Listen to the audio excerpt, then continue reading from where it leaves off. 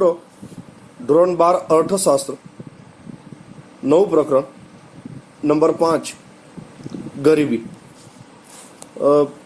પહેલો પ્રશ્ન લઈએ. ગરીબીનો અર્થ સમજાવીને તેના ગરીબી આવક અને બિન આવક ગરીબીનો ખ્યાલ આપો, અથવા ગરીબીના આધુનિક અભિગમ તરીકે બિન આવક ગરીબીનો ખ્યાલ વધુ મહત્વનો છે, સમજાવો. આપણે જોઈએ જવાબની શરૂઆતમાં ગરીબીનો અર્થ. મિત્રો, સમાજનો એક મોટો વર્ગ પોતાની પાયાની લઘુત્તમ જીવન જરૂરિયાતોને પણ સંતોષી શકતો નથી, અને એ પરિસ્થિતિને ગરીબી કહેવાય. પાયાની લઘુત્તમ જીવન જરૂરિયાતો એટલે ખોરાક, કપડાં, રહેઠાણ, આરોગ્ય, શિક્ષણ એને પણ પર્યાપ્ત માત્રામાં સંતોષી ન શકે તો એ પરિસ્થિતિને ગરીબી તરીકે ઓળખીશું. અને જો સમાજનો મોટો વર્ગ ન્યૂનતમ જીવન ધોરણથી પણ નીચું જીવન ધોરણ ધરાવતો હોય, જેને ઉપરની જરૂરિયાતો આપણે કહી એ ખૂબ ઓછા પ્રમાણમાં મળતી હોય, ત્યારે સમાજમાં વ્યાપક કે તીવ્ર ગરીબી છે એમ કહી શકાય.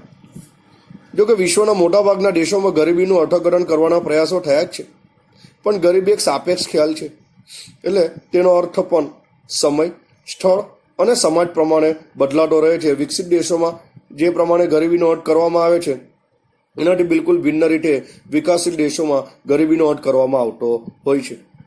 ગરીબીના મોટાભાગના અર્થઘટનમાં સમાજના એક સરેરાશ જીવન સ્તરને ધ્યાનમાં લઈ સમાજના પ્રવર્તમાન અસમાનતાઓને દર્શાવવામાં આવે છે.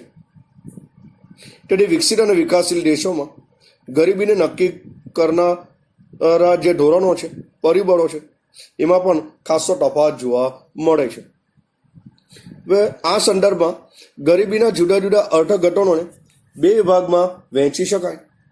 એક છે ગરીબીનો પરંપરાગત અર્થ અથવા આવક ગરીબી, અને બીજું આવશે ગરીબીનો આધુનિક અર્થ અથવા બિન આવક ગરીબી. આ સંદર્ભમાં ગરીબીના જુદા જુદા અર્થઘટનોને બે વિભાગમાં વહેંચી શકાય. એક ગરીબીનો પરંપરાગત અર્થ અથવા આવક ગરીબી. નંબર 2 ગરીબીનો આધુનિક અર્થ અથવા બિન આવક ગરીબી. આધુનિક અર્થ એટલે યાદ રાખજો બિન આવક ગરીબી. હવે પહેલો અર્થ લઈએ આપણે. પહેલો અર્થઘટન આવક ગરીબી અથવા તો ગરીબીનો પરંપરાગત અર્થ. તો ગરીબીના આ આવક અભિગમ મુજબ જીવન જરૂરી વસ્તુઓ અને સેવાઓને ખરીદવા માટે આવક કે ખર્ચની એક લઘુત્તમ કે ન્યૂનતમ સપાટી નક્કી કરવામાં આવે છે, જેને આપણે ગરીબી રેખા તરીકે ઓળખીશું. અને ગરીબી રેખા દ્વારા નક્કી થયેલ આવક કે ખર્ચની લઘુત્તમ કે ન્યૂનતમ સપાટીથી ઓછી આવક ધરાવનાર કે ખર્ચ કરનાર વર્ગ ગરીબ કહેવાય.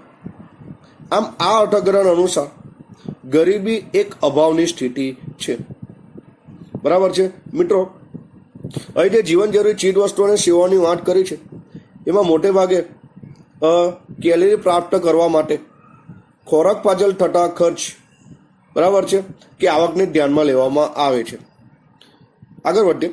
ભારતમાં ગરીબી રેખા માટે જરૂરી ચોક્કસ ન્યૂનતમ કેલરી પ્રાપ્ત કરવા, કેલરી શક્તિ વિજ્ઞાનનો શબ્દ છે, તો જરૂરી કેલરી એટલે કે શક્તિ પ્રાપ્ત કરવા ખોરાક પાછળ થતા લઘુત્તમ વપરાશી ખર્ચ, ટીક કરી દો, લઘુત્તમ વપરાશી ખર્ચને ધ્યાનમાં લેવાય છે. પણ આ પદ્ધતિથી નક્કી થતી ગરીબી રેખાની મર્યાદા એ છે કે તે ફક્ત અપૂરતા ખોરાક કે ભૂખમરાની સ્થિતિ દર્શાવે છે, જ્યારે ગરીબી ફક્ત ભૂખમરાની સ્થિતિ નથી, એ આર્થિક સ્થિતિ છે, આર્થિક ખ્યાલ દર્શાવે છે. બરાબર? તો આ ખાસ ટીક કરો. ગરીબી રેખાની મર્યાદા શું છે? ગરીબી રેખાની મર્યાદા એ છે કે તેમાં જરૂરી કેલરી પ્રાપ્ત કરવા માત્ર ખોરાક પાછળ થતા ન્યૂનતમ વપરાશી ખર્ચને ધ્યાનમાં લેવામાં આવે છે. બરાબર છે? મતલબ કે અપૂરતા ખોરાક કે ભૂખમરાની સ્થિતિ દર્શાવવામાં આવે છે, જ્યારે ગરીબી એ ખરેખર ભૂખમરાની સ્થિતિ નથી. લઘુત્તમ સરેરાશ જીવન ધોરણના ખ્યાલમાં ખોરાક તો લેવાનો જ છે, બલકે તે ઉપરાંત અન્ય બાબતો જેમ કે કપડાં, રહેઠાણ, શિક્ષણ, આરોગ્ય, સ્વચ્છતા, પીવાનું પાણી વગેરે પાયાની કે મૂળભૂત સગવડોનો પણ સમાવેશ થાય છે. ગરીબીનો પરંપરાગત ખ્યાલ માત્ર ગરીબીનો અંદાજ આપે છે, અનુમાન આપે છે, પણ ગરીબીની જે તીવ્રતા કે વ્યાપકતા છે એનો ખ્યાલ આ ગરીબીનો પરંપરાગત ખ્યાલ દ્વારા મળી શકતો નથી. અને એટલે જ ગરીબીના આધુનિક કે બિન આવક અભિગમ છે એનો ખ્યાલ વધુ સ્વીકાર્ય બન્યો છે. હવે આપણે બીજો અર્થઘટન લઈએ, ગરીબીનો આધુનિક અથવા બિન આવક ગરીબીનો ખ્યાલ. તો ગરીબીના આધુનિક અભિગમ તરીકે બિન આવક ગરીબીનો ખ્યાલ અત્યારે વધુ મહત્વનો બન્યો છે. આધુનિક અર્થશાસ્ત્રીઓ જેવા કે મહેબૂબ ઉલ હક અને ડૉક્ટર અમર્ત્ય સેન જેવા અર્થશાસ્ત્રીઓના મતે આવક ગરીબી એ તો માત્ર ગરીબીનું એકાદ નાનું પાસું છે, મહત્વનું પાસું છે, પણ તે માનવ જીવનના એક નાનકડા હિસ્સાનો જ ખ્યાલ આપે છે. ખરેખર તો કાર્ય કરવાની અને પસંદગીની જે સ્વતંત્રતા ધનિકો પાસે ઉપલબ્ધ હોય છે એવી ગરીબોને ક્યારેય પણ હોતી નથી. સ્વાભાવિક છે કે ધનિકો પાસે સારું એવું ધન કે રૂપિયા હોવાથી તેઓ કોઈ પણ વસ્તુ બરાબર છે સસ્તી હોય કે મોંઘી હોય એ આરામથી ખરીદી શકે છે, જ્યારે ગરીબોએ મોટે ભાગે વંચિતતાની પરિસ્થિતિમાં જીવવું પડે છે. મિત્રો, આ સંદર્ભમાં ગરીબીનો પૂરો ખ્યાલ મેળવવા ફક્ત આવકના સંદર્ભમાં જ વંચિતતાનો વિચાર ન કરતા, અભાવનો વિચાર ન કરતા, તે સિવાયના માનવ જીવનના વિકાસ માટે જરૂરી કેટલીક મહત્વની બાબતો પણ છે, જેમ કે જ્ઞાન, લાંબુ અને સ્વસ્થ જીવન એટલે કે દીર્ઘાયુ જીવન, નિરોગી જીવન, સારું જીવન ધોરણ, વ્યક્તિ સ્વાતંત્ર્ય તેમજ તકોની ઉપલબ્ધતા અને પસંદગી તથા સ્વાભિમાન સાથે ગૌરવપૂર્ણ જીવનનો પણ વિચાર થવો જોઈએ. ખાસ આધુનિક અભિગમમાં તમારે આ મુદ્દો ખાસ નોટ કરવાનો છે કે આવક ઉપરાંત તેમાં જ્ઞાન, લાંબુ અને સ્વસ્થ જીવન, સારું જીવન ધોરણ, વ્યક્તિ સ્વાતંત્ર્ય અને તકોની ઉપલબ્ધતા તેમજ સ્વાભિમાન અને ગૌરવપૂર્ણ જીવન જીવવાની જે તક મળવી જોઈએ એ વિચારનો પણ અહીં સમાવેશ કરવાનો છે.